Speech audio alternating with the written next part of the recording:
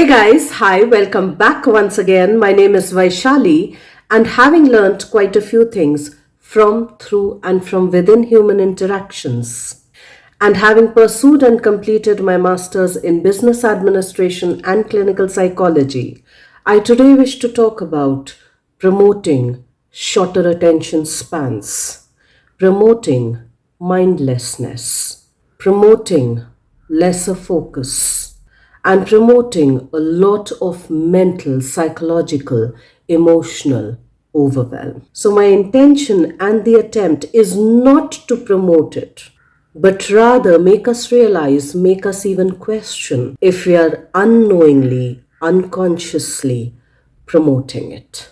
And so, if you're doing it unknowingly, unconsciously, which is kind of out of our conscious awareness, we cannot naturally be completely blamed for it. It's almost like somebody asking me to look at the backside of my head and of my body without a mirror placed behind me.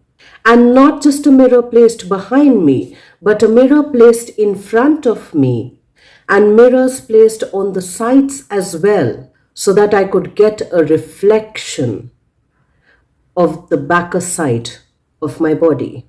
So naturally, if I don't have those mirrors, I can't naturally see it. And if I can't naturally see it, to a large degree, I'm not aware of it. I know that it exists, I know that it is there, but it's behind me where I can't see it, where I can't observe it, and thereby can't also be a witness to the same, which then naturally and metaphorically becomes a part of my unconscious. It's a part of me, it's a part of we that exists, but it's out of sight and thereby naturally out of mind as well, and doesn't have a tangible, graspable reality. And so all of that might sound a little confusing, might be a little too much of metaphors and symbolism. And yet, that's our reality. When unknowingly, unconsciously, we are promoting shorter attention spans, shorter focusing spans, a lot of mindlessness, and a lot of psychological, mental, and emotional overwhelm. And if I can use another word, it will be overload. So let me take up a very simple example over here, a very realistic example over here, to make it a little more relevant and thereby make it more understandable as well.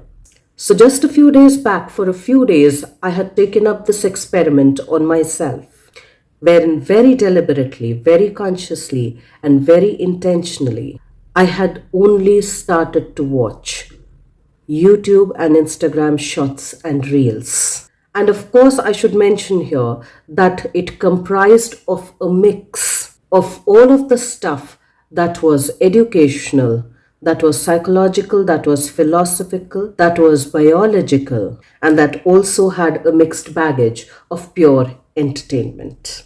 So I was consuming a mix of everything, a little too much, for less than a week.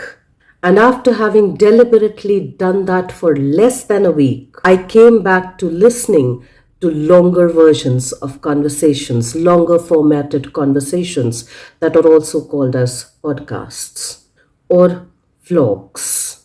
Conversations through slash plus and videos that went anywhere for more than 10 minutes to over 2.5 hours as well. And to my surprise, as somebody who's primarily mostly been interested in listening to the nuances of the conversations, in listening to the details, the nitty-gritties of the conversations, for the first few days, even to come back to doing what I loved doing, which is listening to long formatted conversations, which has all the nitty-gritties, which has all the nuances, which has all the specific details, which has the complexities, did feel overwhelming. Of having intentionally and deliberately done something just as an experiment to observe its outcome, I observed in myself that my attention span had lessened, had reduced considerably. That initially, after coming back from that experiment, my focus would waver off. I would feel this urge to complete the thing or to listen to that conversation that was lasting more than 10 minutes or at least up till a few hours as quickly as possible. I noticed that after coming back from that experiment and trying to listen to longer versions of conversations, to understand its specific details, to get into the nitty-gritties, my head out of the blues would suddenly wander off into different thoughts, into different spaces and places. That it wasn't, or rather, I wasn't being mindful about the conversation that even I wanted to tune into, that I wanted to understand, that I wanted to listen to, that I wanted to get the nuances of. Upon taking that experiment on myself, I also realized that my patience had reduced. To just get things done one after the other had increased. And unfortunately, what I also realized was that it just wasn't limited to what I was consuming on the screen, from the screen. For that brief period of time, it had become a part of my behavior. It had become a part of my psyche, which is how it was showing up, which is how it was transpiring in my personal and in my interpersonal spaces as well. I was observing and I was realizing that while I was talking to some people, a part of me somewhere in my head would go, let's keep this really short. Let's cut this conversation really short. Let's just get this thing done with. And in a way, to a large degree, internally I know that nor was I attentive and nor was I deeply connected. Not just with my own self, but also with others. And it took a few days of retraining myself to kind of come back to intentionally enjoy listening to the nuances, listening to the nitty-gritties, listening to the specific details, observing the specific details, being mindfully attentive and focused to all of those factors so that I could learn from it better, so that I could learn from it in a more engaging way, so that I could understand and appreciate the complexities of ourselves and of our relationships. And so that's not to say that one need not be watching reels or short video formats, because they do provide us a certain content that we probably would not have heard before, that we probably would have overlooked before. But the idea is not just to scroll through that and move on to the next one, and the next one, and the next one, and the next one, up till the 100th one. But the idea is to actually realize that if you did like a certain idea or a certain thought, or the way the thought was presented, the idea was presented, it then also needs to be our job. It then also needs to be our responsibility to look into the larger context of the same message, to click onto the longer version of the same idea, to understand its complete narrative, to understand, to mindfully understand its discourse. And how many of us actually take out the time to search, to look onto the link for that longer version of the context for that content, to understand its complete dynamics. And in a way, if I can put it mildly, it would be like saying that, say, if a particular friend of mine goes to watch this movie PK or Tare Zameen Par, and if I were to ask them as to what the movie was all about, they tell me that it's about an alien who happens to visit planet Earth and kind of topples over all of the religious ideologies and systems on its head. And of course, the friend might add that there's this girl who has a distressed relationship with her father, but later it kind of gets okay. Well, what actually do I make of that movie? What actually do I get from that gist? If I don't understand the complexities the nuances, the context of the storyline itself. Now, with regards to the other movie, Tare Zameen Par, my friend tells me that it's a story of a child who's differently abled, who's dyslexic, and has difficulty learning things the way regular students do. And in a way, he is bullied by his parents, he is compared with his siblings, he is bullied in his classrooms, by his teachers as well. And towards the end, the movie has a happy ending wherein the parents are able to recognize the child's potentials.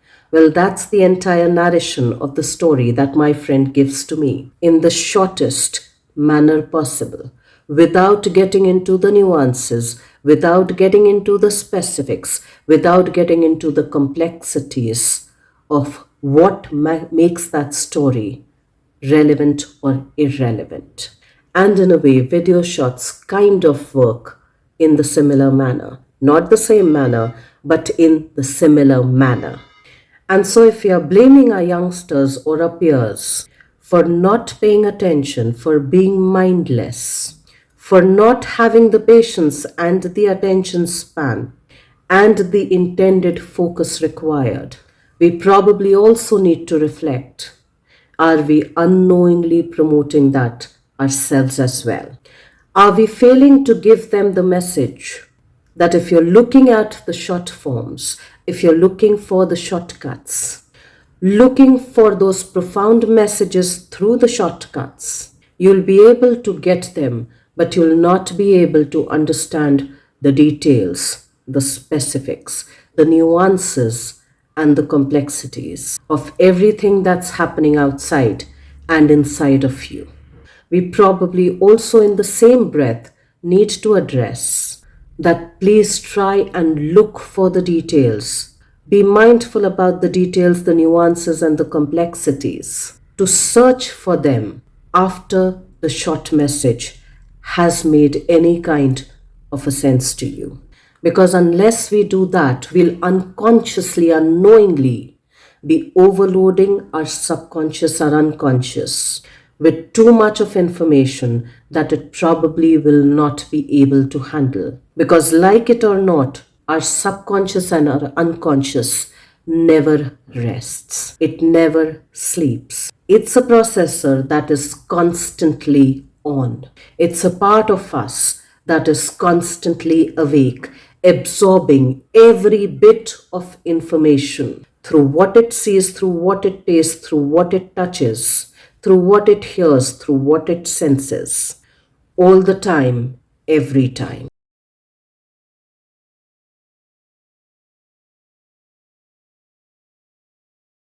So we might as well get a little mindful, a little diligent about what we want it to consume, about what we want to give it, and how much of it do we want to give it.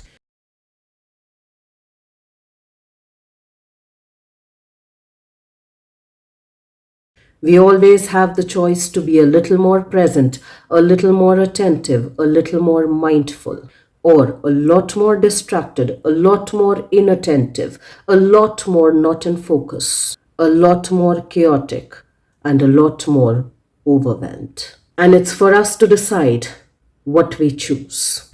Let's try and reflect on what we are trying to promote, knowingly or unknowingly. And if we've been doing it unknowingly, let's bring that into our conscious awareness so that we begin promoting things that are healthy for our well being, that are healthy for our health, both physiologically and psychologically, i.e., emotionally and mentally, both on personal and on interpersonal levels as well.